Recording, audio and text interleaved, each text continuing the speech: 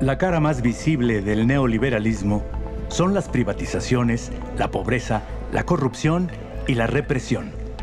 Pero uno de los mayores peligros de este modelo, y que suele pasar inadvertido, es que literalmente se metió debajo de nuestra piel y trastocó casi todos los ámbitos de nuestra vida cotidiana. Entrevista 2, toma 1, entrada rollo 3.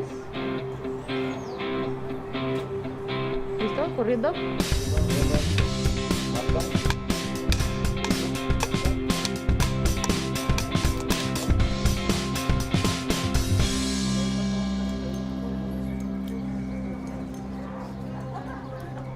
Cuando quieras, John. ¿No me hacen conteo ni nada? No es necesario. Vamos.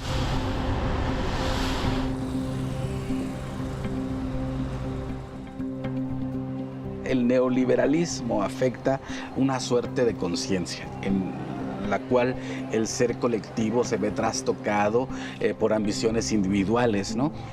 Porque hay que tomar en cuenta que el neoliberalismo no solo es un sistema económico, sino que viene acompañado de toda una narrativa.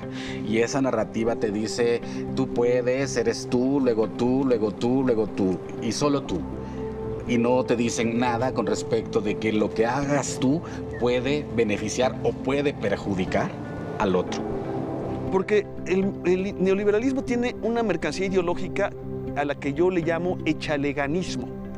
El echaleganismo es una patraña que dice, no importa de dónde trabajas, el capitalismo neoliberal te da todas las ventajas para que tú puedes ser Carlos Slim si le echas ganas.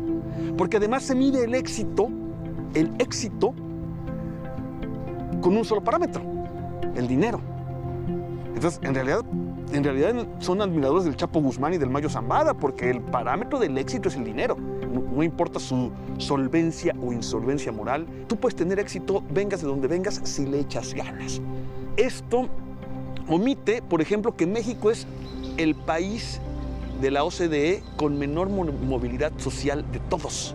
Eso quiere decir que si naces en la extrema pobreza, tienes más del 99% de probabilidades de quedarte en extrema pobreza. Si naces en la pobreza, tienes más del 90% de probabilidades de seguir siendo pobre. Y cuando hay alguna excepción, que las hay, la muestran como si la excepción fuera la regla, y es una patraña.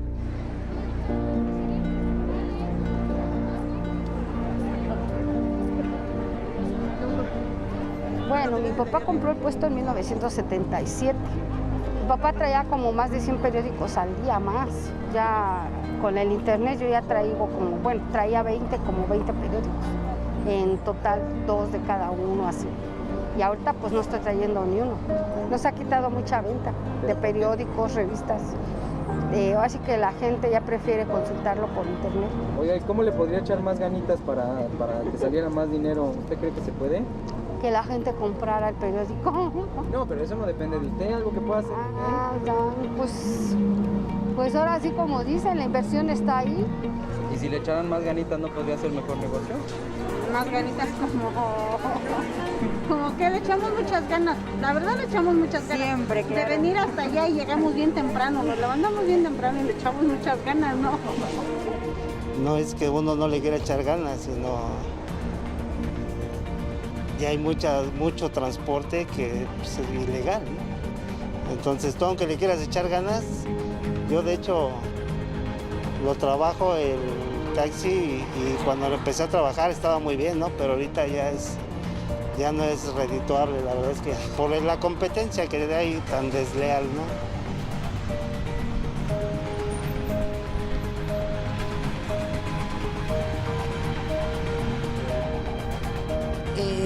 Lo primero es entender, el neoliberalismo es una doctrina, no es un modelo económico, no es una política coyuntural. A lo que asistimos es a una reconfiguración histórica del capital, una gran transformación que modifica las relaciones sociales, reconfigura las formas políticas, los entramados culturales, las subjetividades. Y ese proceso, primero, es un proceso que supone una recomposición de las relaciones laborales en los procesos productivos, un nuevo ciclo de acumulación por despojo y algo que es inédito en esta gran transformación, la colonización de procesos naturales de reproducción de la vida animal, vegetal y humana.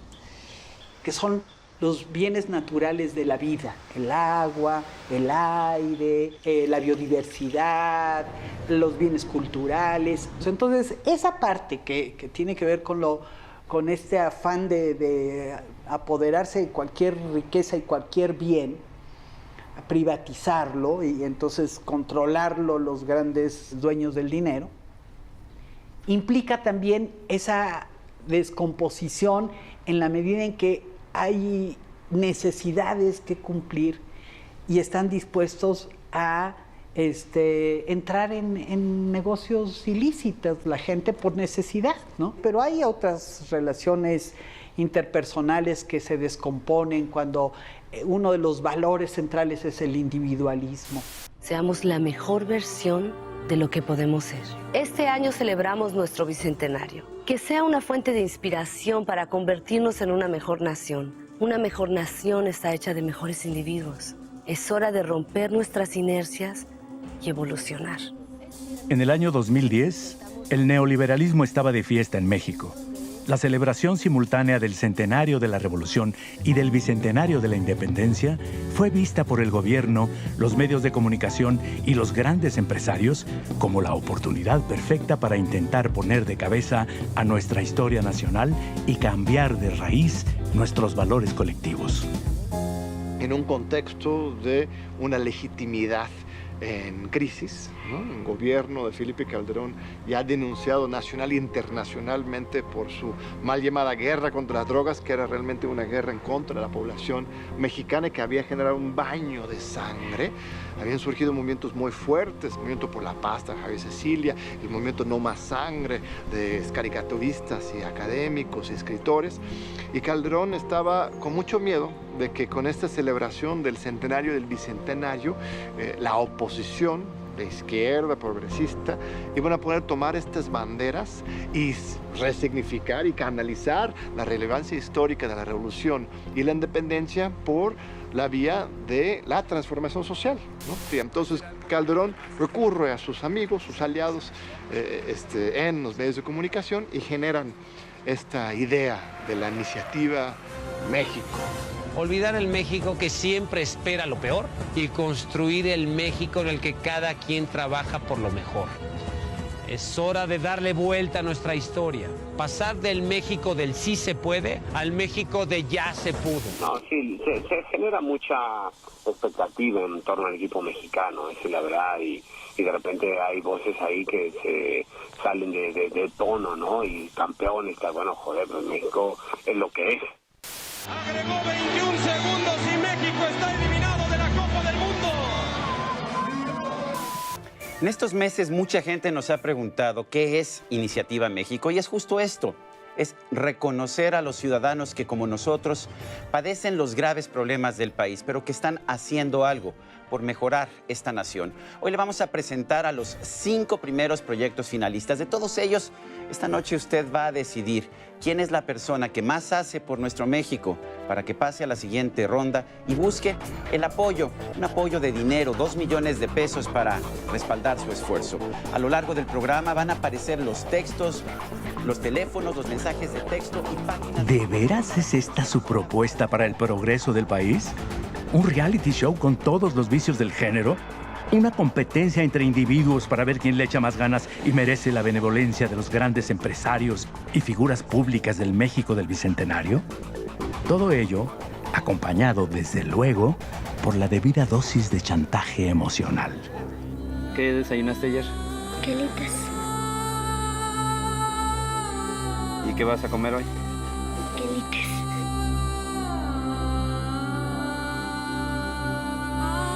¿Y qué vas a cenar? Quelites.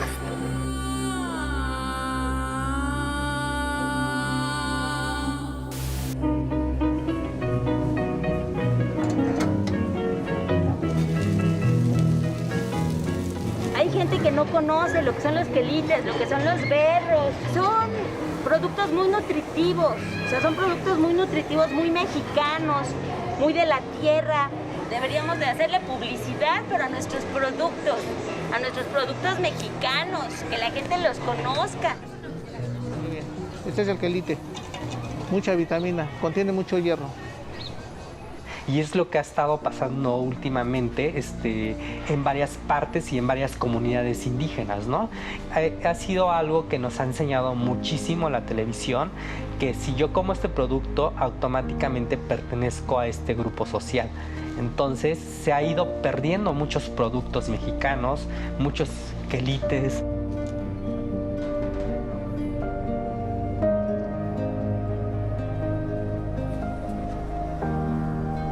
Hacen de menos. En este caso se puede decir más nosotros que venimos de pueblo, nos tachan como de, ay, no sé, ¿cómo te puedo decir? Gente pobre, nos hacen el feo, pues.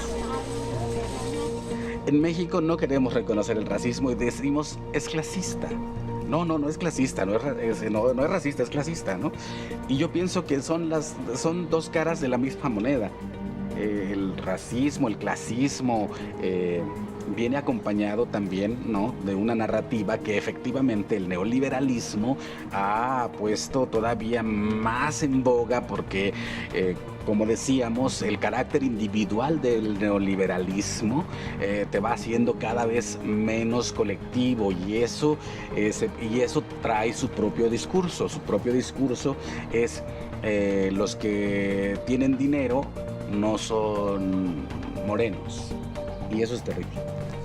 Que se acentúa mucho más, definitivamente, pero de eso se encargan las televisoras, de enajenar y de idiotizar a la gente y decir, ay no, la gente blanquita, delgadita, es la más bonita y la otra naca, india mugrosa, ni la mires.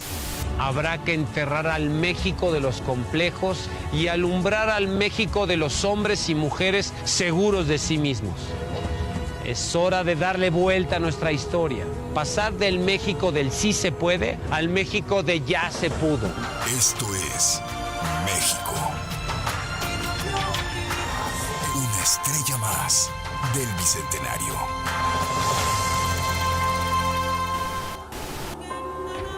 Cualquiera que conozca el México verdadero sabe que la manera en que éste se retrata en los medios hegemónicos contrasta absolutamente con la realidad.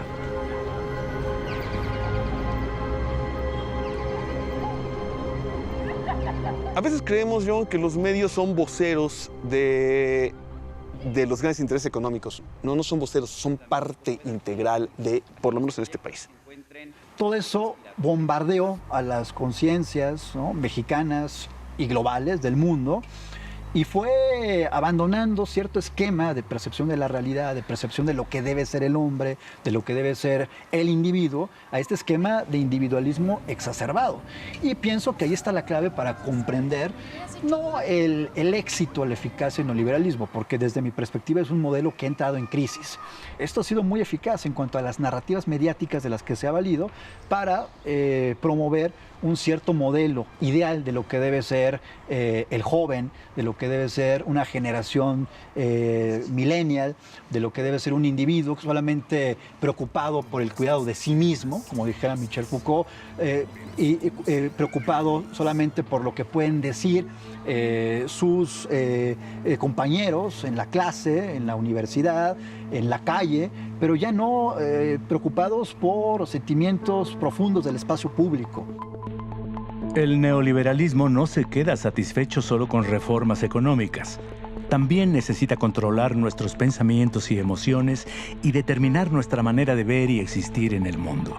Para entender mejor este proceso de manipulación de las conciencias, ayudan algunos conceptos claves como hegemonía, cultura política y sentido común, desarrollados por el filósofo italiano Antonio Gramsci. Para Gramsci, el poder no se tiene que reducir necesariamente a una dominación de un grupo sobre el otro, sino que es algo mucho más complejo. El poder tiene que ver con la lucha por el reconocimiento, con la capacidad de dirección y la capacidad de liderazgo en una sociedad. Eso es la hegemonía. Para Gramsci, la dominación del poderoso no se da únicamente a través del uso de la fuerza, sino también a través de la cultura, por medio del establecimiento de un discurso hegemónico que modifica el sentido común en una sociedad determinada. Para este autor y activista italiano, la lucha entre la clase dominante y las clases subalternas no solamente se desarrolla por medio de la disputa por el control sobre los medios de producción, también se manifiesta en el conjunto de aparatos ideológicos, culturales e institucionales que dan coherencia a un determinado sistema político y social o bloque histórico. Un bloque histórico es la articulación de diferentes grupos sociales para un fin común, que puede ser de dominación o, en su caso, de resistencia. Un equivalente contemporáneo sería el concepto de régimen político. Ahora bien, cada bloque histórico o régimen se mantiene y se fortalece a partir de la generación de su propio sentido común, que es lo que otorga un sentido supuestamente obvio o evidente a palabras tan polisémicas y en constante disputa como democracia, justicia, bienestar y paz. Por lo tanto, es este sentido común lo que determina la cultura política, y son los intelectuales orgánicos, periodistas, académicos, escritores o cualquier obrero de las palabras y las imágenes, quienes se encargan de instalar y consolidar la hegemonía del sentido común de un determinado bloque histórico, es decir, la cultura política de un régimen político específico. Hoy, precisamente, nos encontramos dentro de una importante coyuntura de disputa hegemónica, una lucha por el poder de la palabra entre la vieja cultura política elitista, racista e individualista del neoliberalismo y una nueva cultura política solidaria, humanista, de resistencia y participación que cuenta con profundas raíces históricas en México. No es sinónimo simplemente de ideología dominante, no es sinónimo simplemente de consenso, sino con hegemonía lo que Gramsci trata de expresar es que una forma estatal supone la conformación de un marco común, material y significativo, en parte discursivo, sin el cual no puede establecerse una relación perdurable de mando-obediencia entre gobernantes y gobernados. Para instalar el neoliberalismo no solo había que adueñarse de las políticas públicas, de los estados y todo lo que hemos hablado, sino que había que adueñarse de las universidades y de los medios de comunicación y de las narrativas, y que había que establecer una guerra implacable, ¿no? porque de otra forma, si fuera tan transparente a la gente que estas reformas neoliberales, privatizaciones, extracción de riqueza, fuera solamente para beneficiar al 1%, pues ¿qué haríamos? Los otros 99%, pues levantaríamos en protesta, votaríamos en contra y no permitiríamos que esto ocurriría. Y de ahí viene lo que es el proyecto cultural del neoliberalismo, de moldear a nuestros ciudadanos para que aceptemos, ¿no?, de manera pasiva este atraco. Para eso había que regular todo lo que se decía, los planes de estudio, los contenidos de los planes de estudio, la epistemología, las metodologías de razonamiento, los premios, todo, la fragmentación del salario, y había que promover la competencia.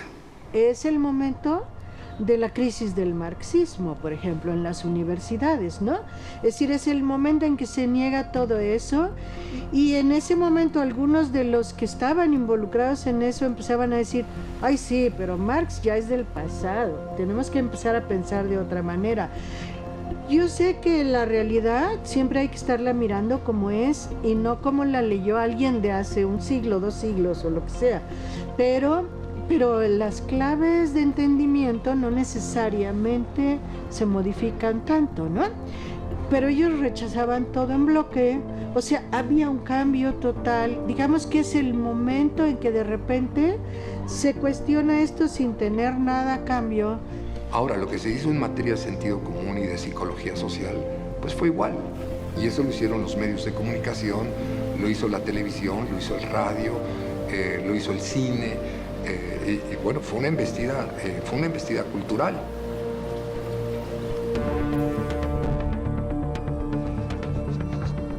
La implementación del proyecto cultural del neoliberalismo fue particularmente agresiva y brutal en México porque tuvo que enfrentarse con un adversario formidable: la profunda huella de la Revolución Mexicana en la identidad nacional. Los mexicanos y las mexicanas somos un pueblo crítico, participativo y rebelde que vemos con orgullo nuestro pasado de aguerridas luchas sociales, transformación política y resistencia popular. Porque las revoluciones conmueven a la sociedad en su conjunto, y esa conmoción que implica que todo mundo participa, que todo mundo se siente involucrado, que da la vida por el proceso, esto genera un gran sentido de lo nacional popular. Esto es lo que ha pervivido en México pese a todo. Con todo que ya tenemos más de 100 años de distancia con la Revolución Mexicana. La Constitución del 17 claramente es hija de la Revolución Mexicana y de las reivindicaciones de la Revolución Mexicana. La primera constitución social del mundo, la primera que dijo, bueno, no solamente existen derechos civiles y políticos, sino derechos económicos, sociales y culturales, fue la Constitución Mexicana. Entonces, de esto debemos estar muy orgullosos los mexicanos, pero no simplemente como un orgullo estéril o un orgullo retórico, sino debemos hacer honor a este constitucionalismo. Los mexicanos, más que otros pueblos latinoamericanos, nos sentimos sujetos de derechos sociales. O sea, sentimos los mexicanos que tenemos derecho a la tierra, que tenemos derecho al trabajo, que tenemos derecho a la educación, que tenemos derecho a la salud, que son nuestras y que las conquistamos en una revolución. Los mexicanos conquistamos los derechos y nos sabemos que los tenemos y que son nuestros. Pues yo creo que como ciudadanos tenemos todos los derechos. Pues hemos ganado bastante, que no nos quieran quitar a los que sí tenemos un trabajo digno. Es importante que pues cada uno de las personas que trabajamos pudiéramos tener esos derechos, ¿no? Justo esta dignidad y fuerza interna tan característica de la población mexicana es lo que el neoliberalismo necesita combatir para poder avanzar. El sistema neoliberal requiere consumidores, no ciudadanos. De eso se trata, porque en la medida que vaya más gente a comprar a las tiendas, a tomar algún servicio, en esa misma medida también la actividad económica en la tienda misma y la actividad económica de toda la cadena de proveeduría a esa tienda se va a impulsar y con ello evidentemente habrá beneficios para todos. Todos los días del año nos la pasamos queriendo cambiar. Cambiar la sala, el colchón, la tele, cambiar de traje, de zapatos, de refri, de lámparas. Bueno, de todo. Y casi siempre tenemos que dejarlo para después. Pero ahora todo tendrá para ti un buen fin. Del 18 al 21 de noviembre podrás comprar todo lo que siempre quisiste con los mejores descuentos del año. Sé parte del Buen Fin, el fin de semana más barato del año. El Buen Fin es una idea de Iniciativa México. En lugar del 20 de noviembre, en el cual los mexicanos veíamos el desfile militar, las exhibiciones en la Ciudad de México y en muchas otras ciudades, ¿sí?, a la que acudíamos muchos disfrazados, los niños se disfrazaban y se ponían los bigotes de zapato y el sombrero zuliano. En lugar de este, que podría ser muy folclorizante, pero que estaba ahí y la gente lo celebraba, lo conmemoraba, se dejó de hacer para hacer una cosa a la que le llamaban el Buen Fin, es decir, ve y compra. Endeúdate, ¿sí? Y transformar el 20 de noviembre, la conmemoración del inicio de la Revolución Mexicana, en esta cosa, ¿no? Vicente Fox, cuando llegó en 2000, recuerdo muy bien, en noviembre, justo antes de tomar posesión, anunció en Televisión Nacional que cada 20 de noviembre, en lugar de celebrar la Revolución Mexicana, se lo dijo, en lugar de celebrar la Revolución Mexicana, vamos a celebrar al Pacto Puebla-Panamá, que es su proyecto de desarrollo de maquiladoras absolutamente neoliberal en el sur de México.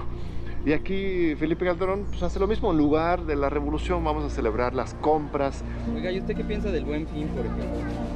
Ay, yo pienso que realmente eso no existe.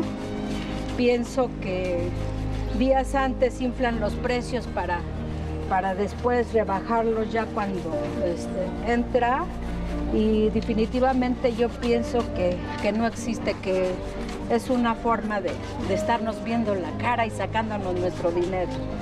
Oiga, ¿y usted no infló los precios para dar una promoción aquí del Buen Fin de 2x1? No, solamente pague uno y le voló los dos, ¿no? O sea, solamente eso, no se puede. Puro atole con el dedo, ¿no? O sea, no hay Buen Fin, ¿no? Al final de cuentas, realmente no hay una promoción que digas, bueno, sí me bajaron el 50% la tele, ¿no? Lo único que hacen es que pagues con tarjeta y más meses, menos intereses, ¿no? Pero no le veo chiste yo al Buen Fin. Pues realmente no tengo como una opinión adecuada sobre el Buen Fin, simplemente realmente nosotros no lo consideramos. No tenemos ni beneficio alguno sobre eso. Pero ¿qué es para mí lo simbólico del Bicentenario? Lo simbólico del Bicentenario no es lo simbólico del Bicentenario, es el símbolo por excelencia del gobierno de Felipe Calderón. Es una cosa a la que los mexicanos le llamamos suave y crema, corruptódromo, estela de pus, monumento a la corrupción, sí, etcétera. Tiene varios otros nombres, pero me acuerdo de estos 4 ahorita. Y es extremadamente simbólica. Esa cosa la hacen enfrente de los edificios de las grandes corporaciones bancarias transnacionales, cada uno de los cuales mide 3 veces más y brilla 10 veces más que el corruptódromo ese, ¿no? Que la suave y crema. Nada más simbólico que eso para lo que querían hacer, ¿no?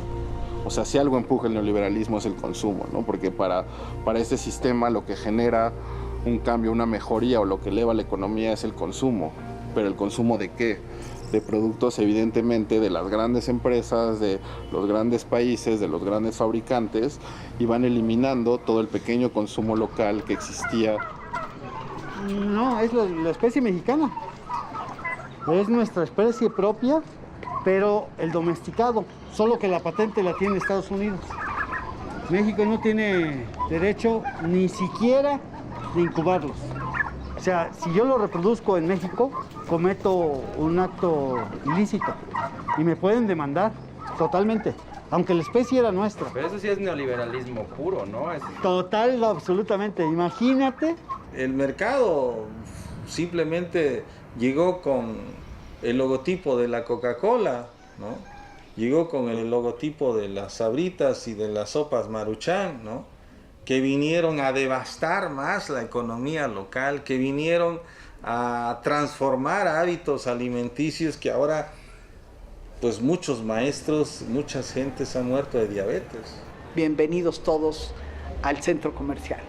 Es tremendo sustituir un valor en una sociedad como la nuestra y lo podemos transformar quitados de la pena. Esta es la decadencia neoliberal de la que hemos hablado. Colaterales a consecuencia del combate al crimen organizado, el Buen Fin, que forma parte de la Iniciativa México y pretende activar la economía.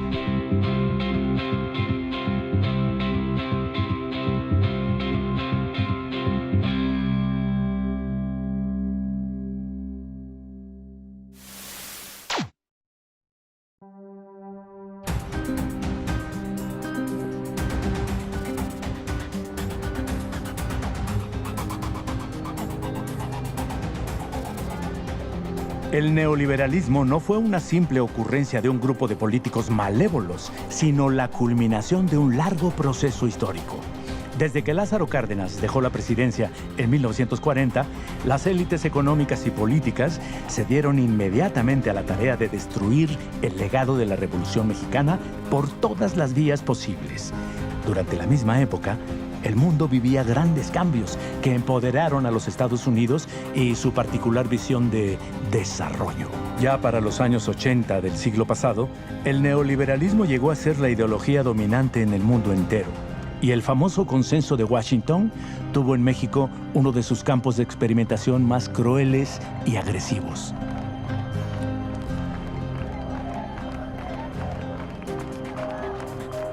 La Revolución Mexicana tardó en configurar su identidad o establecer su proyecto en aproximadamente un periodo de 30 años, de 1910 a 1934, 1940. En el momento cardenista, que es el momento soberanista de mayor envergadura nacionalista, pues se logra estructurar ya un sistema político que va a dar una estabilidad política y económica al país durante un periodo aproximado de 30 o 35 años. La propia Revolución Mexicana se vuelve un mito. Y digo mito no en sentido despectivo, entendido, además, como también lo entendía Gramsci, el mito entendido no como narración falsa, sino como una representación colectiva anclada en la experiencia que se convierte en parte del entramado simbólico del Estado. Independientemente de la historia oficial que pone juntos a Carranza, a Madero, a Zapata y a Villa, cuando en realidad eran proyectos distintos, lo importante es que se vuelve mito porque recrea en la memoria colectiva una lucha revolucionaria en donde participaron ferrocarrileros, campesinos del norte, campesinos del sur, las adelitas, las mujeres. Y digamos, por eso se vuelve mito la Revolución Mexicana, ¿no? Que la recupere la élite gobernante y la vuelva historia oficial, en realidad, contra lo que muchos piensan que es una imposición, yo creo que es un requerimiento de la legitimidad. Y si es un requerimiento de la legitimidad estatal es porque está en la memoria y en la experiencia de la gente y de las generaciones pasadas. El partido de Calles era el Partido Nacional Revolucionario, un partido de cúpulas, de una mafia de mafias, y es el Partido de la Revolución Mexicana de Lázaro Cárdenas, creado en 1938, 15 días después de la expropiación petrolera, que se genera un partido de masas desde abajo de organizaciones populares. Dura muy poco, es en 1946 que se crea el PRI, el Partido de la Revolución Institucionalizada. Desde ese mismo nombre queda claro de qué se trata. Ya no es de la revolución, sino es revolucionario. Es un adjetivo, no es de la revolución. Y es institucional, ¿no? Entonces este movimiento social de México, de la Revolución de México, se convierte en instituciones revolucionarias. El cambio de nombre de Partido de la Revolución Mexicana a Partido Revolucionario Institucional en 1946 no es nada más un cambio de nombre.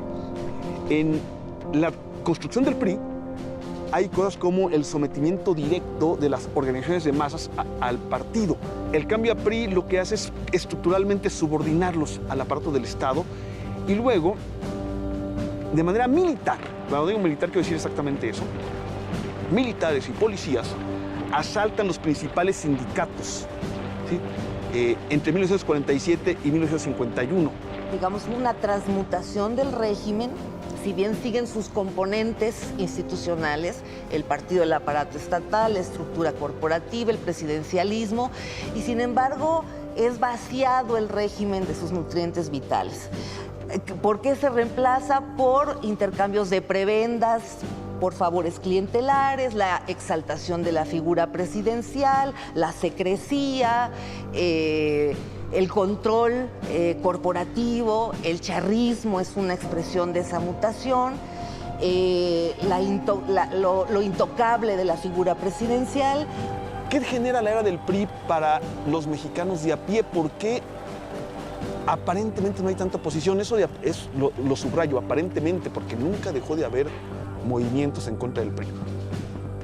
Este gobierno profundamente antidemocrático y muy represor genera, sin embargo, como está generando un desarrollo capitalista sostenido a ritmos de, en promedio, del 6% anual de crecimiento del PIB, de crecimiento demográfico, y también se está está creciendo la salud pública de manera muy impresionante y la educación pública también.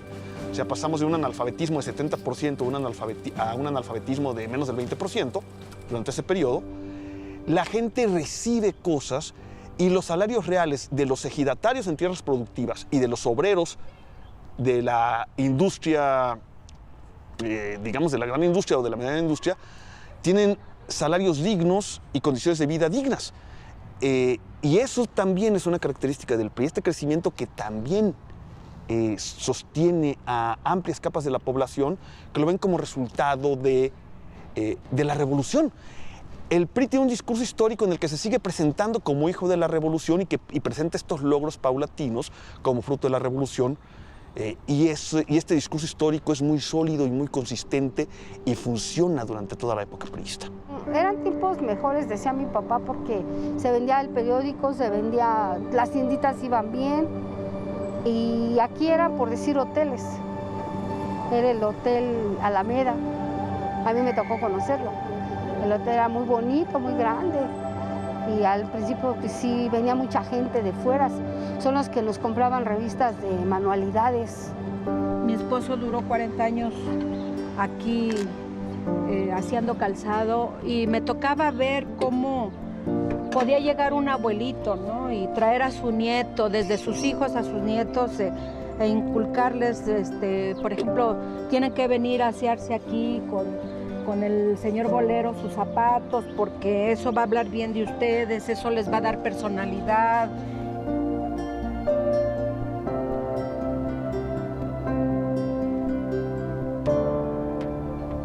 Pero más allá de la fachada de prosperidad y el supuesto carácter revolucionario de los líderes políticos de aquel tiempo, en realidad ya se estaban sembrando las semillas del esquema neoliberal basado en prácticas de despojo, de privatización y de corrupción. La vieja clase política revolucionaria rápidamente sucumbía frente a las ambiciones económicas y empezaban a utilizar el poder del Estado para sus propios intereses. Esta nueva lógica del poder preparó el escenario para que después México fuera uno de los casos más emblemáticos en la aplicación del modelo neoliberal en el mundo.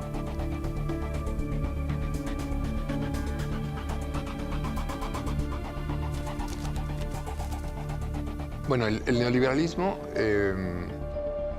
comienza a ser pensado, planeado en los años 40. Es un grupo de empresarios y de economistas y de intelectuales que los ha seguido Susan George y que los identifica como el grupo Mont Pelerin. Ahí estaba von Mises, ahí estaba Hayek, ¿no? Pero ellos no tienen posibilidad de intervenir realmente en la vida política hasta los años 70. Proponen que el Estado sí intervenga en la economía, pero para favorecer a los sectores productivos, para proteger a las inversiones en el mercado interno y en el mercado global. Así, la verdadera ideología es la de una élite que se considera merecedora de sus enormes privilegios y menosprecia y discrimina al pueblo. Y aunque presumen su supuesto compromiso con el libre mercado, En realidad, estas élites requieren cada vez más de la fuerza del Estado para defender sus inversiones, mantener bajo control a la clase trabajadora y aumentar la explotación capitalista a su favor. En 1946, con la llegada del gobierno de Miguel Alemán, se instalan varios de los actores y los procesos que después, con la llegada del neoliberalismo en pleno, serían los que comandan en el país.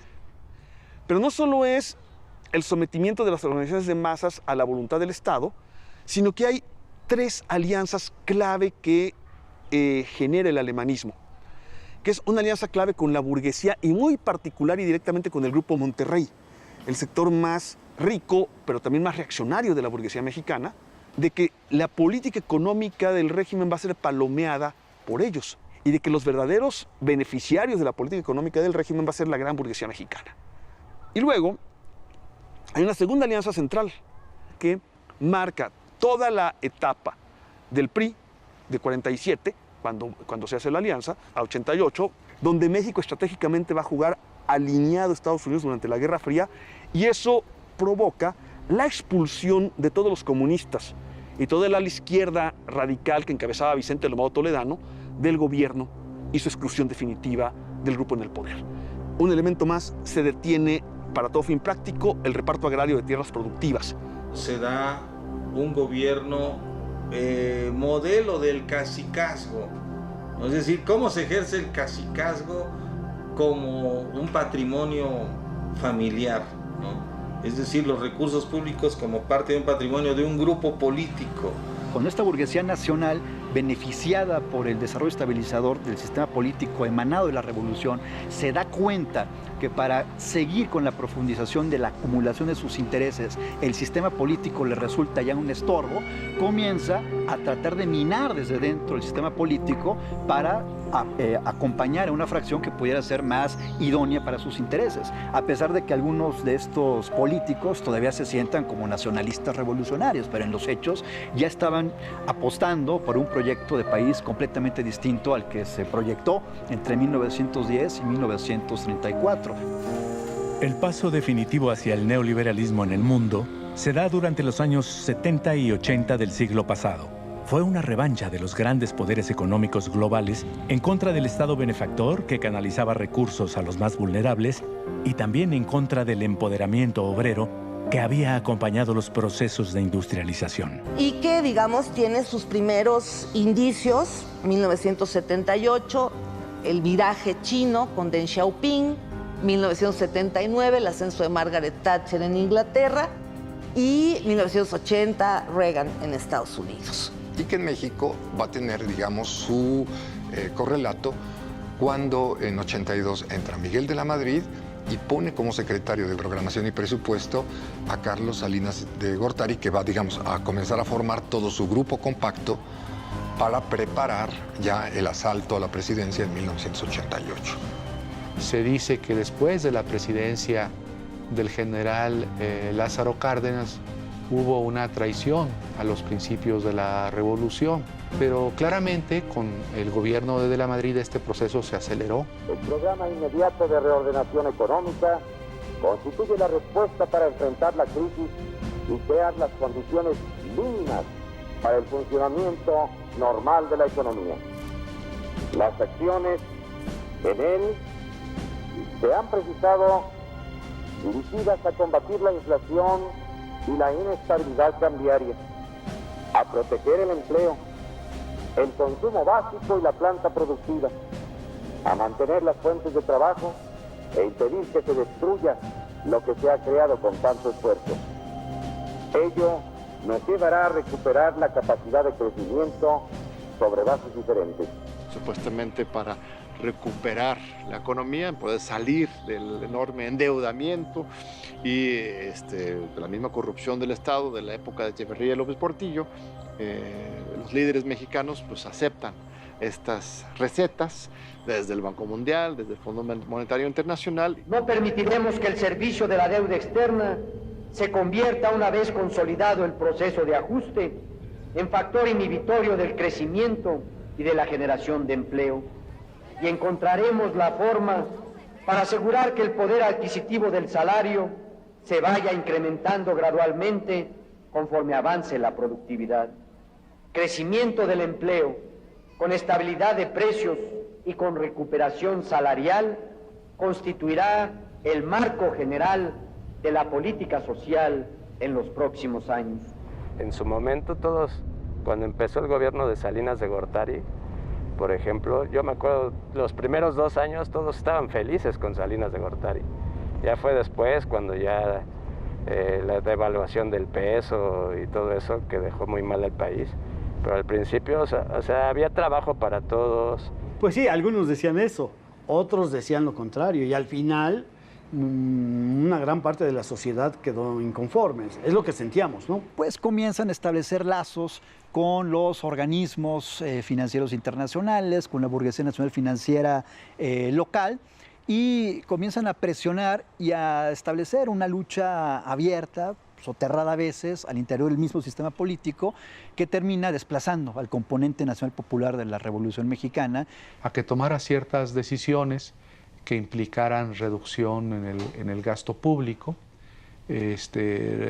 contención de la administración pública, y jurídicamente eso se manifestó pues, con las privatizaciones que fueron muy abundantes en el gobierno de Salinas y en el gobierno de Zedillo.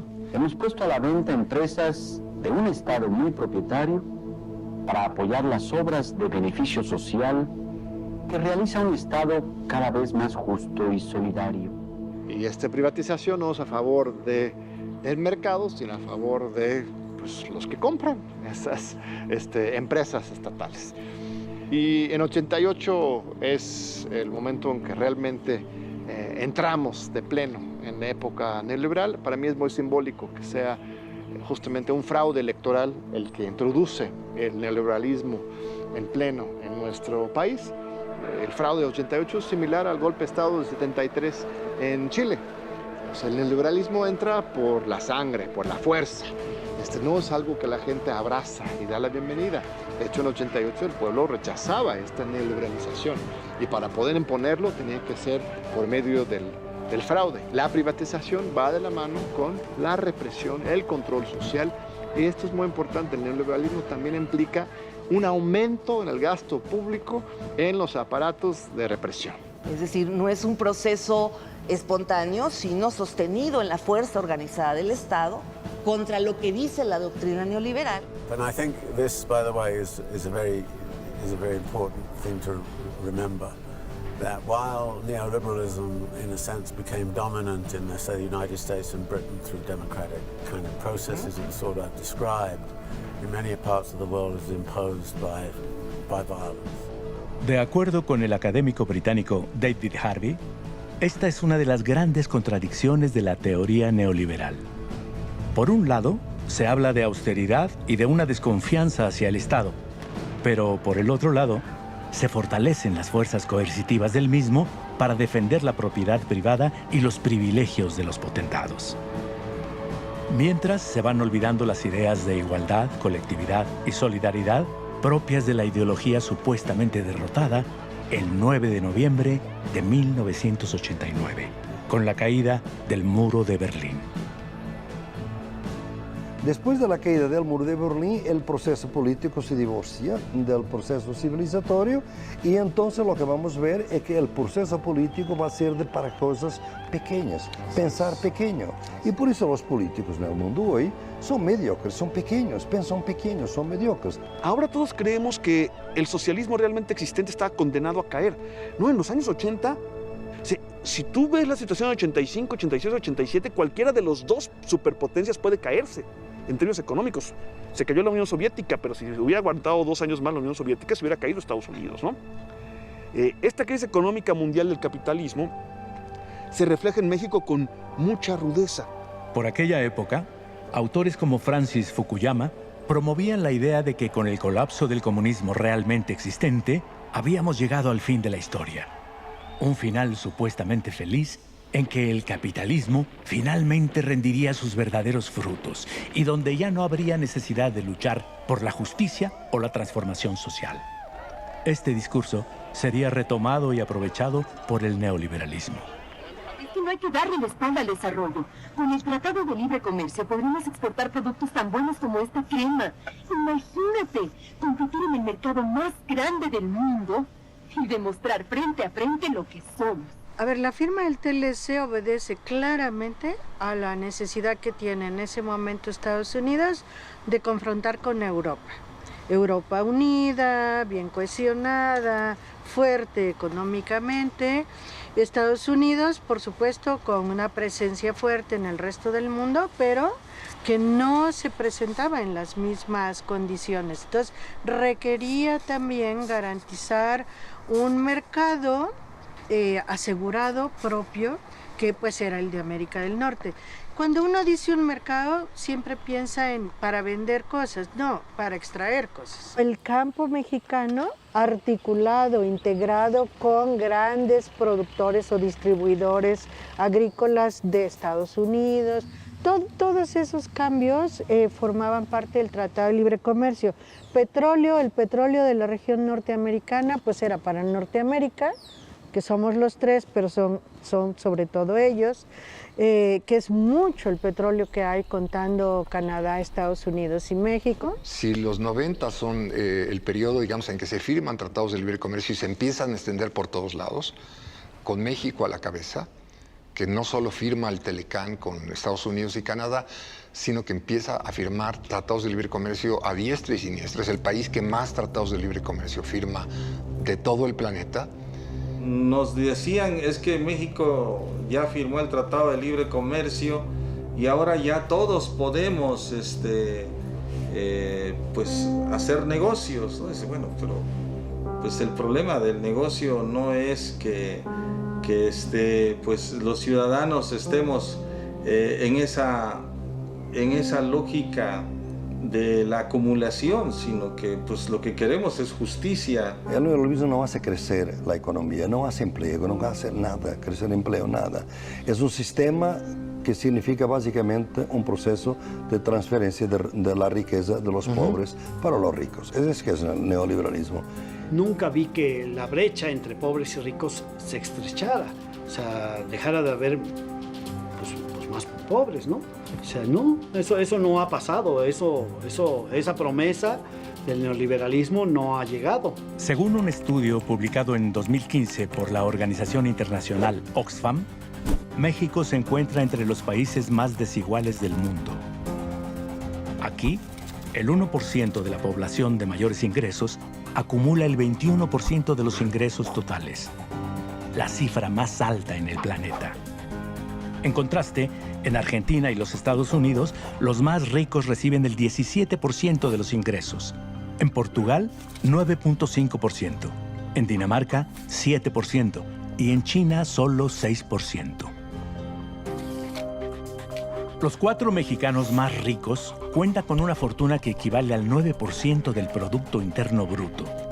El estudio señala que con sus ingresos anuales, los 4 principales multimillonarios de México, Carlos Slim, Germán Larrea, Alberto Balleres y Ricardo Salinas Pliego, juntos podrían contratar hasta 3 millones de trabajadores mexicanos, pagándoles el equivalente a un salario mínimo sin perder un solo peso de su riqueza base total.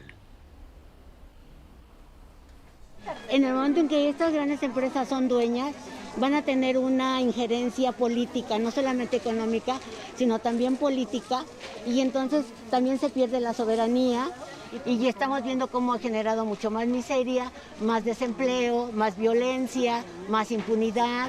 Realmente, pues no sabemos qué tanto se tuvo que mover ahí o qué pasó con la economía, que empezó a bajar mucho el trabajo.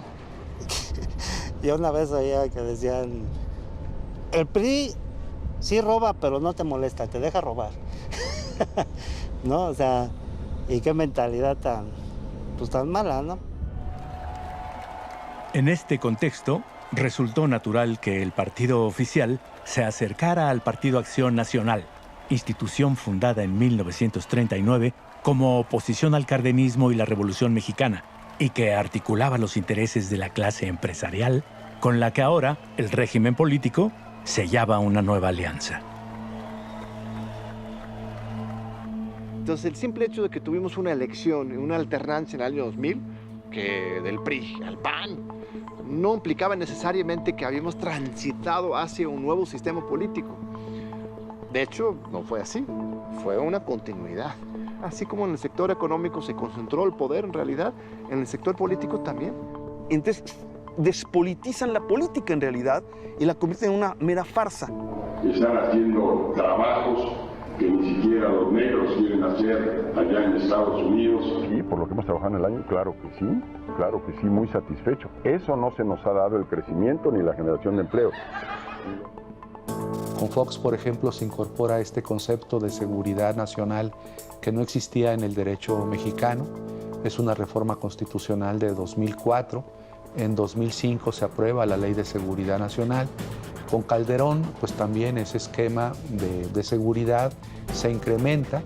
México, el gobierno mexicano firma la iniciativa Mérida, donde México se compromete a recibir una serie de recursos económicos, de armamento, de equipo militar para combatir a las bandas del crimen organizado. Tiene como contraprestación que el gobierno mexicano en el periodo de Calderón pues se ve obligado a realizar determinadas reformas de carácter penal a las leyes de seguridad, pues para complacer las indicaciones del gobierno norteamericano con el que habíamos firmado la llamada Iniciativa Mérida. Al darse cuenta de que el grueso de la población no se había dejado engañar por el cuento de la supuesta transición democrática, y con la urgencia de darle continuidad al proyecto neoliberal, Vicente Fox utiliza todo el aparato de Estado para imponer a su sucesor, mediante un nuevo fraude electoral.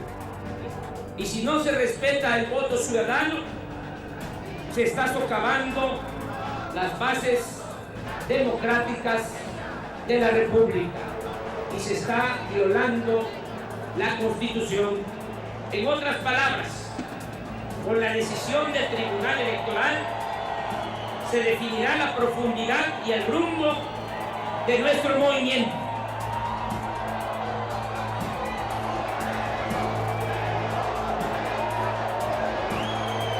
Desempeñar leal y patrióticamente. La imposición profundizaría aún más el carácter represor y elitista del Estado y arrojaría al país a una profunda crisis de inseguridad. Calderón, sobre todo, va a meterse en un terreno de privatización del que normalmente no se habla, que es la privatización de la policía, de los cuerpos de seguridad, de la construcción de las cárceles, todo lo que han privatizado en materia de seguridad pública y de infraestructuras de seguridad. Es muy, muy importante tenerlo en cuenta.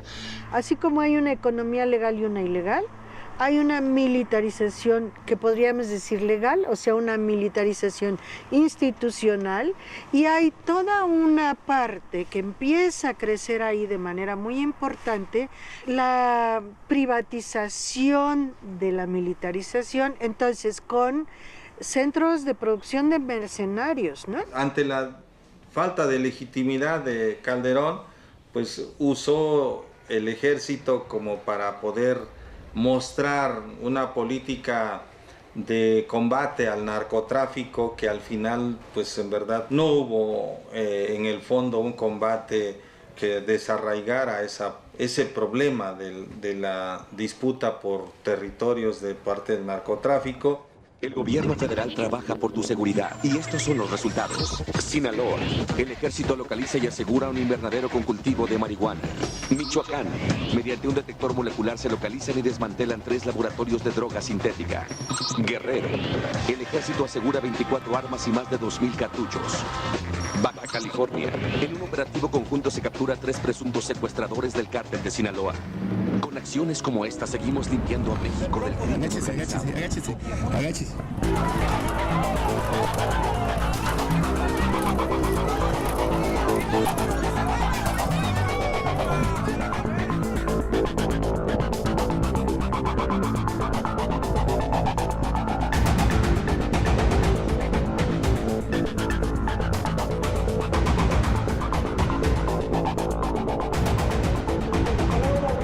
Hacemos un llamado a las autoridades del país, al presidente de la República, al Congreso de la Unión.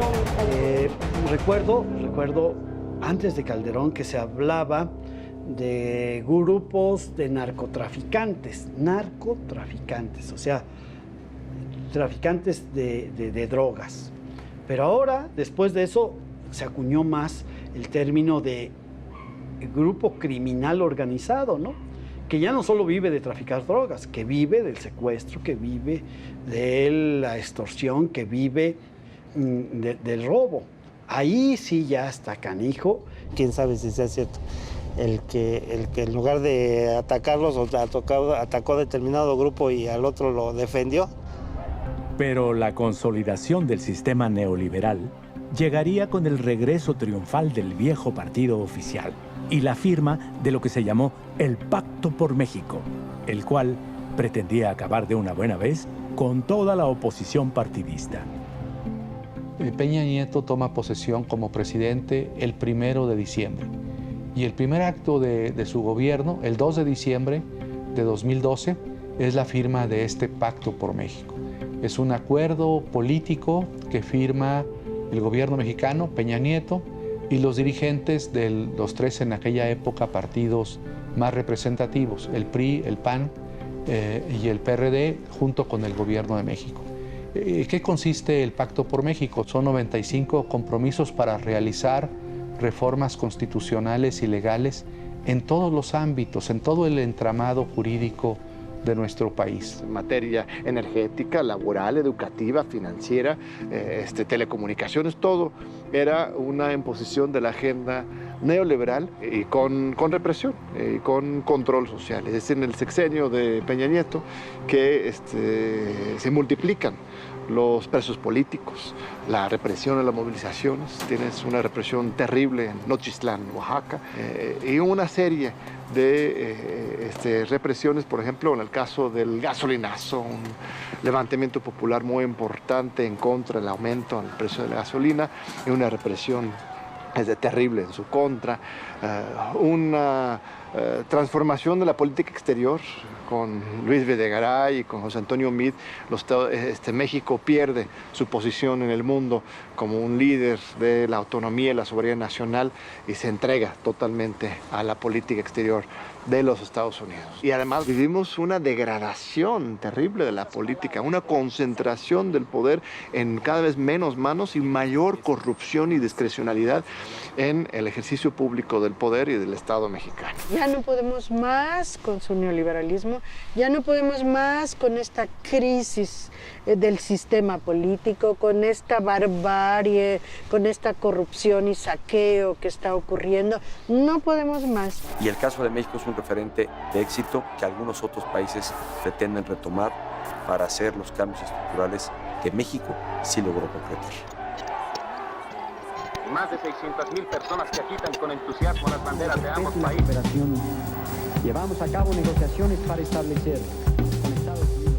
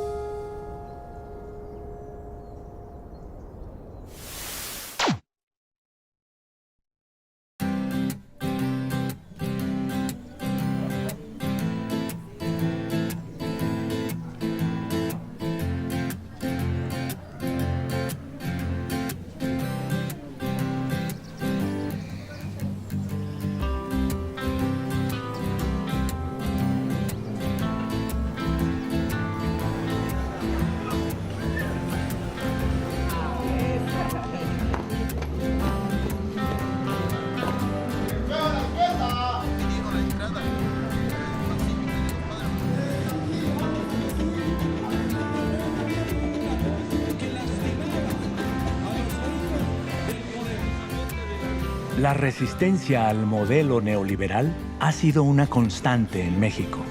Si bien es cierto que el neoliberalismo se ha infiltrado como la humedad por todos los rincones de la vida social, política, económica y cultural del país, jamás pudo acabar con la esperanza, la solidaridad y el espíritu de lucha del pueblo mexicano.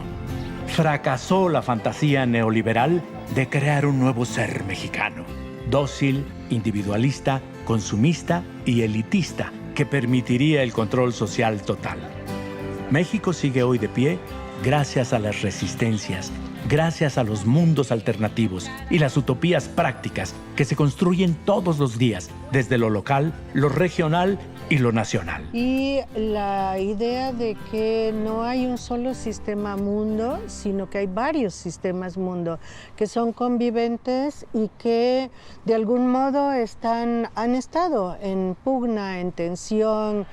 Entonces emerge con más fuerza la idea de que hay que explorar no solamente el capitalismo, sus modos y sus límites, sino también los de esos otros posibles sistemas mundo que están a sus lados, y pensar en que si hubo una vida antes del capitalismo, puede haber una vida después del capitalismo. ¿Cuáles son algunos de esas diamantes, joyas que todavía tenemos en México que podrían ser cimientos para construir un nuevo futuro? Bueno, el primero y el más importante, los pueblos indígenas en México, que digamos es la fuente y la matriz permanente y la posibilidad de reconstrucción de una conciencia colectiva y de una forma de relación diferente con la naturaleza. Esto sigue siendo el mayor tesoro del país, que está no solo en los pueblos indígenas físicos. En la Ciudad de México viven 2 millones de indígenas, y eso está de manera no solo inmediata, clara, con indígenas que hablan su lengua. Puede estar presente como movimiento urbano popular, que viven de manera colectiva y que gestionan sus necesidades de manera colectiva. Yo he visto en mi pueblo donde llega el personaje que fue encargado de ser el tesorero de la comunidad y dice, 1 de enero del 2019, 5 pesos para un lápiz, 7 pesos para una libreta, 80 pesos para el pago del alquiler de una silla, y se van día por día, hasta llegar a su momento de entrega. Y yo digo, híjole, Dios mío, ese proceso de transparencia en el cual la asamblea se vuelve una suerte de patíbulo donde el ojo público, el escrutinio, ¿no?, está nunca mejor diseñado, ¿no?, porque es poner una suerte de lupa a un proceso público de toma de decisiones y de administración de los recursos, que creo que en relación a las políticas públicas del Estado habría que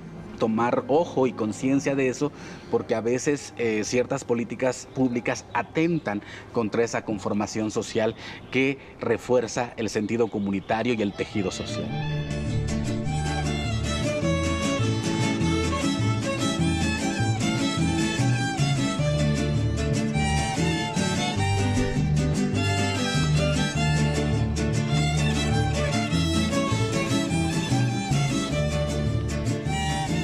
Aquí actualmente hay como 15 a 20 grupos musicales. Desde niños aprenden a tocar, a cantar, a bailar música de aquí. Y pues en otras estaciones de radio comerciales pues no les dan o no les daban la oportunidad. A veces vienen las señoras o los señores aquí a comentar sobre lo que hacen, lo transmitimos y eso les gusta, porque pues en otras radios o televisión pues no les dan ese derecho. Aunque sí tenemos derecho como pueblos indígenas, pero lamentablemente no se nos respeta. ¿Y tú crees que se podría decir que este tipo de proyectos comunitarios son de alguna manera o tienen implícita una postura política, una postura de resistencia, una postura de lucha? Bueno, de resistencia y de lucha sí. Siempre hemos estado a favor de las luchas sociales aquí en Guerrero. Nuestro país tiene una admirable tradición milenaria de lucha y resistencia contra la opresión y el saqueo, la impunidad y la corrupción, la injusticia y la desigualdad. Una y otra vez, el pueblo mexicano se ha levantado de manera heroica en momentos claves de la vida de nuestra nación, encontrando fuerza e inspiración en el sentido comunitario de los pueblos originarios y en los movimientos sociales. en México somos muy críticos, muy rebeldes, ¿no? Casi que, no sé si por naturaleza, por tradición, por costumbre, ya no sé qué pensar acá, pero históricamente hemos sido rebeldes. Nunca terminamos de darnos por vencidos. Un pueblo sin universidad no puede subsistir. Así lo dijo el primer virrey y lo he de repetir. La ciencia es universal y debe de impartir. El movimiento estudiantil fue una respuesta clara, consciente a las agresiones de los cuerpos represivos del gobierno. De ninguna otra manera los estudiantes nos hubiéramos lanzado a la calle a enfrentarnos a eso. O sea, se recuperó con el 68. La comunidad que se hizo en 68 fue impresionante, ¿no? Porque eran comunidades urbanas de la ciudad, no eran comunidades indígenas, que estamos acostumbrados a que ellos sí tienen esa tradición. Bueno, aquí se hizo una comunidad de sentido, ¿no? En la que eras hermano de todos los que estaban ahí. Ese proceso no ha concluido, porque hubo quien creyó que asesinando a los jóvenes en 68 acabarían con esa dignidad que hoy nos tiene aquí. Los jóvenes aquí reunidos, los jóvenes herederos del 68, ayer levantamos los escombros, hoy construimos una nueva universidad. A pesar de la gran represión que hubo durante todos esos años, la resistencia se mantuvo viva entre movimientos estudiantiles, obreros, campesinos y magisteriales. Y en el contexto de la elección presidencial de 1988, la sociedad finalmente expresó un contundente «ya basta». Las agresivas políticas neoliberales de Miguel de la Madrid habían generado un enorme descontento, dando origen a un movimiento popular masivo a favor de la recuperación del legado de la Revolución Mexicana. Y esto se dio de la mano de este hombre, el ingeniero Cuauhtémoc Cárdenas, hijo del general Lázaro Cárdenas del Río. Pues todo ello da origen a esta fractura al interior del PRI, la salida de la corriente democrática con Cuauhtémoc Cárdenas, con Porfirio Muñoz Ledo y Ifigenia Martínez, y también con el actual presidente, Andrés Manuel López Obrador. Es la lucha entre el nacionalismo revolucionario y entre la facción neoliberal que finalmente hace que salga esta corriente democrática simpatizante del nacionalismo revolucionario y que se una con otras organizaciones sociales, populares, con la izquierda partidista que se había desarrollado también en nuestro país y que comienzan a conformar un movimiento político popular de carácter democrático. En Estados Unidos los grandes constructores de esa nación son los grandes capitalistas. En México no. Y por esta historia de que pues estos en el momento decisivo se fueron del otro lado, exactamente, a Estados Unidos, en vez de jugársela con México y en estar en todas las contiendas. Ahí está muy claramente la diferencia de cuáles son los procesos sociales y la distinción entre un país con una revolución popular como la que nosotros tuvimos. Y vuelvo a ella porque creo que ha sido fundamento todavía del México que tenemos y en donde esta fase neoliberal que vino a dar por terminada esa revolución. El gobierno que termina ha centrado su acción consciente y sistemáticamente en socavar la obra de la Revolución Mexicana y destruir las resistencias nacionales y populares como parte de su proyecto político de insertar a nuestro país como dependiente de la poderosa economía de nuestro vecino del norte. Los grandes cambios democráticos, sin embargo, empiezan a darse. La gran movilización popular que sigue creciendo y los procesos de unificación de las fuerzas democráticas que se amplían y fortalecen son muestra de ello, como lo son la toma de conciencia y la decisión de participación en nuestro movimiento de un número cada vez mayor de ciudadanos en las partes más diversas del país. Y estamos hablando de cosas gigantescas. Yo viví el 88 y recuerdo que fue otra cosa, o sea, fue una cosa descomunal. Entonces, ¿cómo siendo tan grande pudieron hacer un fraude, no? pero en verdad, una movilización auténtica, es decir, no había camionetas que estuvieran acarreando a la gente como siempre sucede, no había líderes que estuvieran pasando lista de quienes llegaban, no había tortas para poder repartirlas a los que llegaban al mitin, no, era el indígena con su morral, ¿no? Con su calzón, su sombrero, monolingüe. El domingo 6 de julio de 1988, las elecciones transcurrieron en calma. Hubo gran asistencia a las urnas. Los problemas empezaron después del cierre de las casillas de votación. El anuncio anticipado de una supuesta victoria del partido oficial bajo estas condiciones, mucho antes de que haya culminado el proceso de cómputo y el de calificación, reafirma nuestras sospechas de que se está configurando un fraude de grandes proporciones.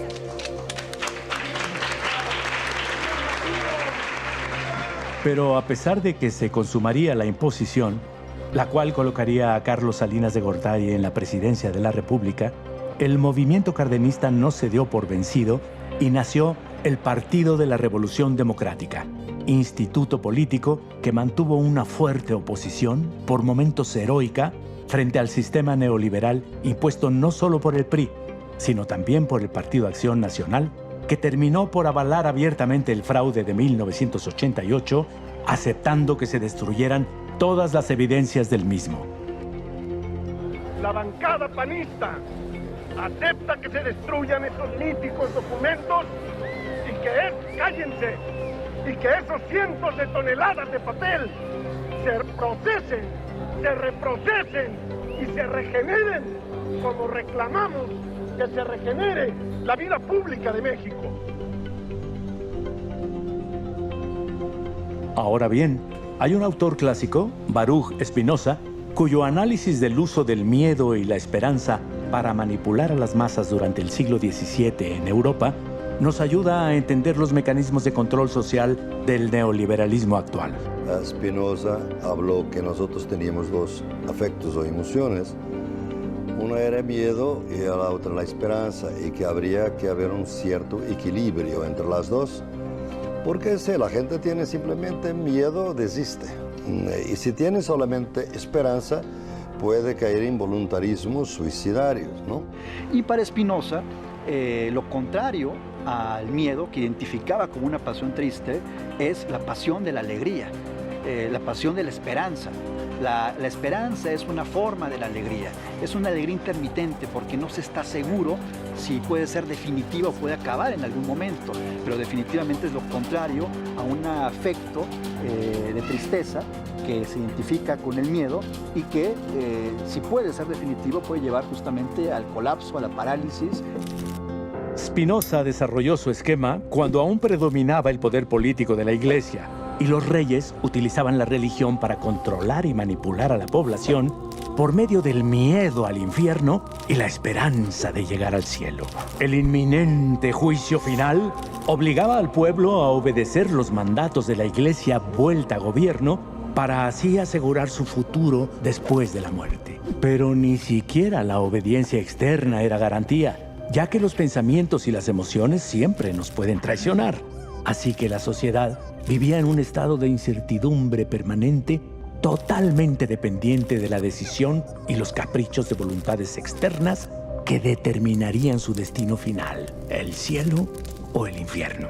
Algo similar ocurre hoy con el neoliberalismo en México. Este sistema se basa en la humillación y el desprecio constante de las tradiciones, la historia y hasta el color de piel de los mexicanos y las mexicanas. Y a la par, nos ofrece la salida fácil del consumismo, la competencia, el individualismo y el American Way of Life como nuestra salvación, siempre y cuando obedezcamos los dictados del gran capital financiero e internacional.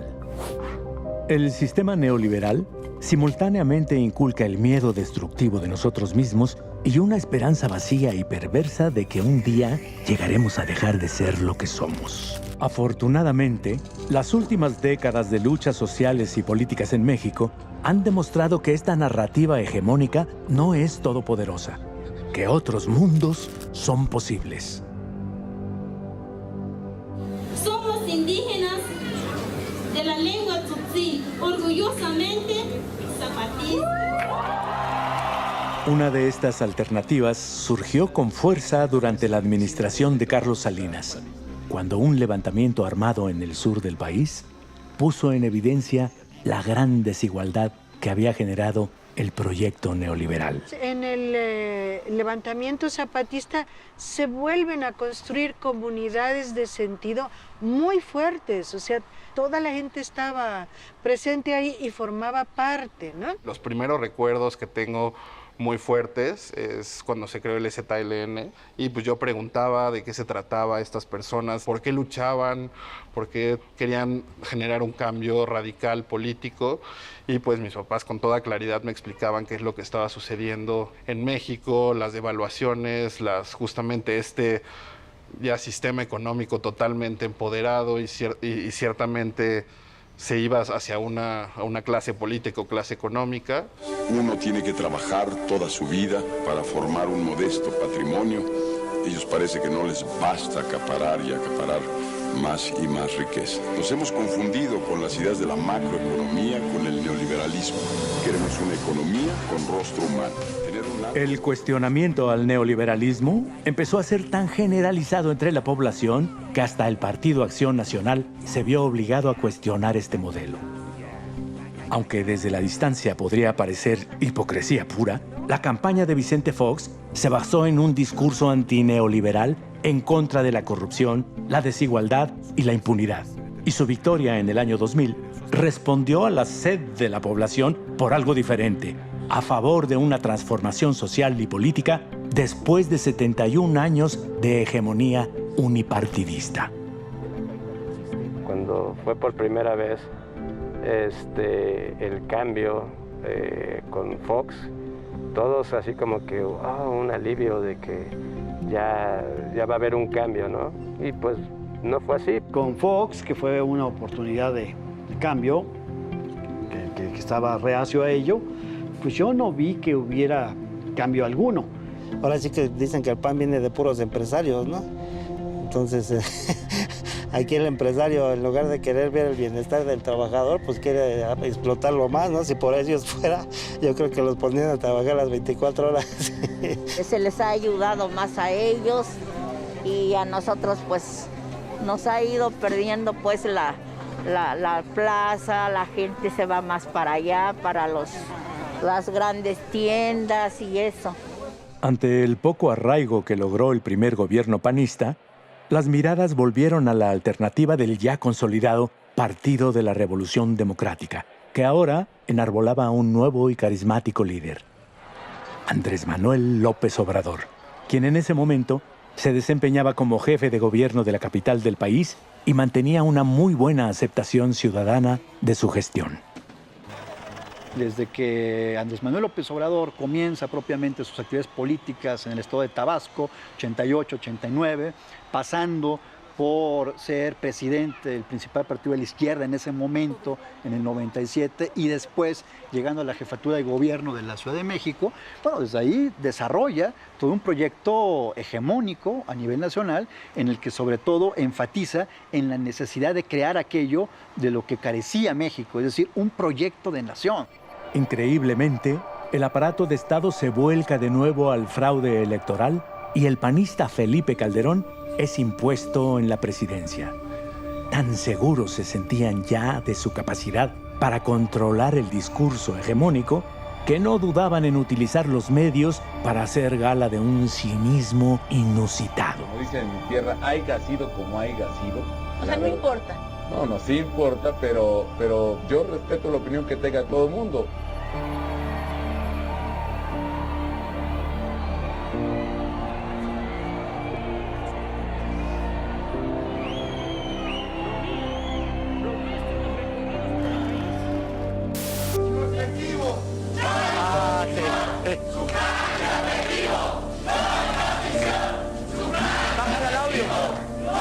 el staff técnico, el staff de producción, hace este programa con mucho cariño para millones de personas.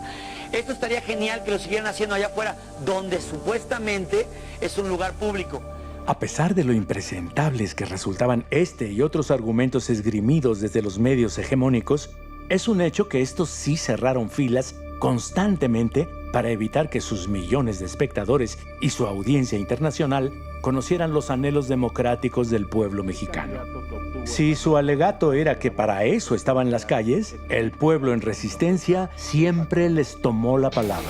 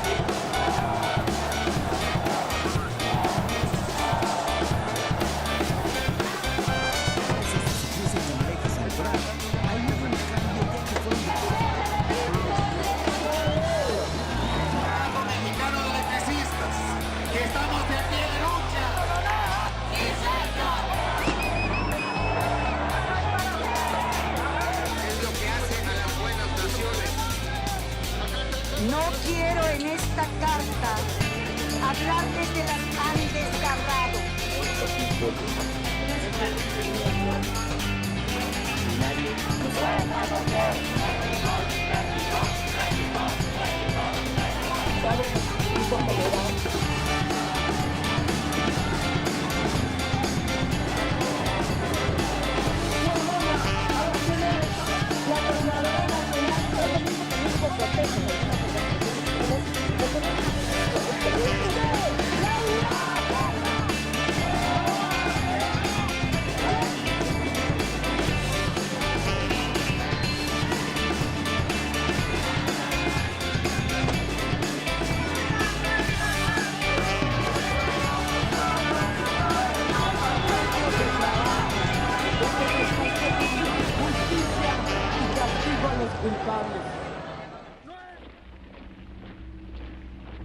La desaparición de 43 estudiantes de la Escuela Normal Rural Isidro Burgos de Ayotzinapa, en Guerrero, fue la gota que derramó el vaso y desbordó el hartazgo de la ciudadanía en contra del sistema.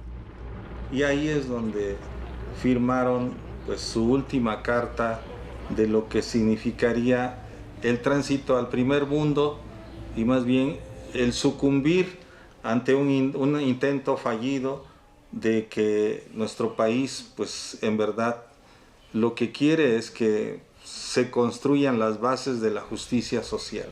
Es impresionante observar cómo aún después de 3 décadas de hegemonía neoliberal, ha permanecido con tanta fuerza la cultura política solidaria y de resistencia de los mexicanos y las mexicanas. Un indicador son los intentos constantes de fuerzas políticas y líderes conservadores por presentarse como si fueran liberales o progresistas.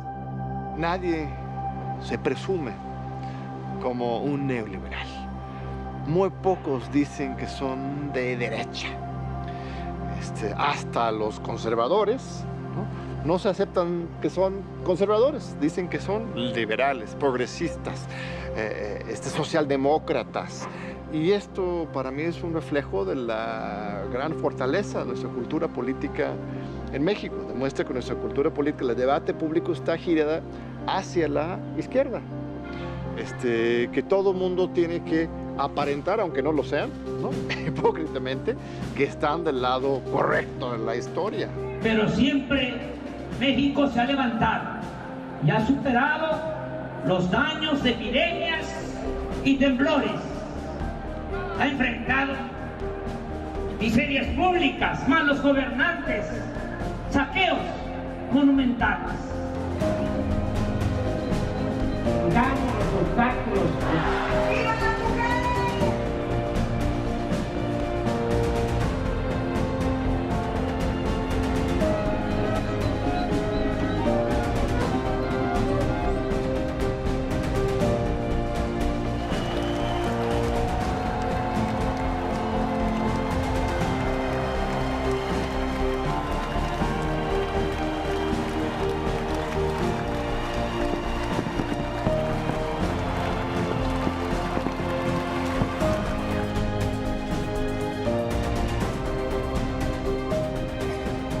En este momento, Noticieros Televisa puede anunciarles cuáles son las proyecciones de los resultados de la elección presidencial. La tendencia favorece a Andrés Manuel López Obrador.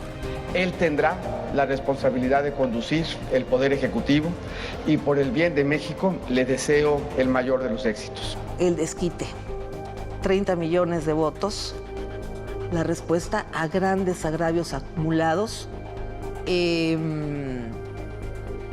Y por supuesto expresa también la añoranza de una forma de la relación estatal, de un príncipe que rehaga lo deshecho, que devuelva certidumbres, que imparta justicia. Eso fue lo que se expresó en julio del 2018 en torno a López Obrador. Fue una insurrección popular que se había venido conteniendo desde 1988. Estuvo todo el tiempo. El pueblo de México nunca estuvo agachado, estuvo peleando y finalmente pues ese es el resultado de eso. Fue como la culminación de los sueños democráticos de toda una generación, el inicio de una posibilidad que se tiene que construir en conjunto, pueblos indígenas incluidos.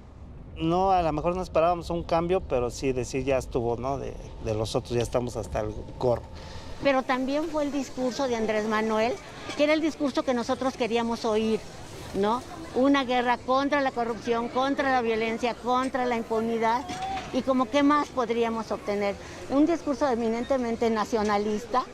No sé, a lo mejor nuestro presidente tendrá muchos errores, pero de la clase de donde él viene, tal vez él tiene otra clase de valores que los otros presidentes no tuvieron carencias, no saben en realidad lo que es estar ahí, el no tener ciertos privilegios.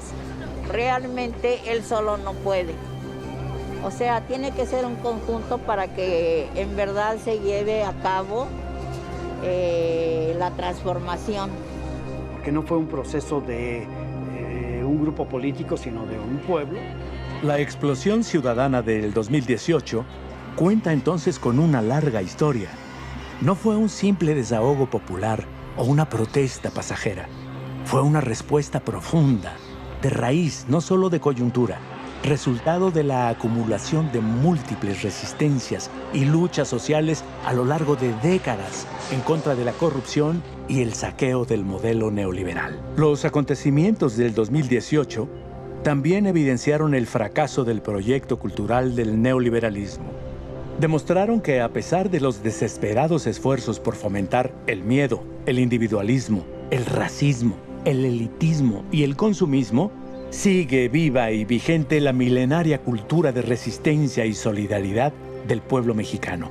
Y que la puerta de salida del modelo neoliberal se encuentra hoy abierta de par en par.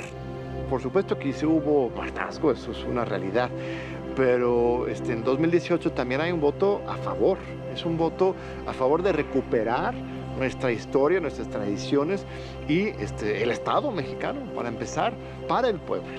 Y eso es importante reconocerlo, que sigue vivo, ¿no? Este espíritu del pueblo. Y yo quisiera que esa misma fuerza la tuviéramos todavía hoy aquí construyendo. Y siento que no necesariamente está.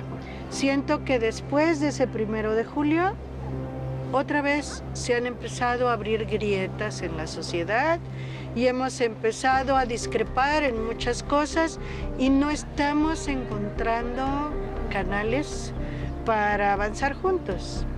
Y si no avanzamos juntos, hay confrontación. Y la confrontación puede ser dañina para todos, no solamente para pues digamos los que están en condiciones de mayor fragilidad.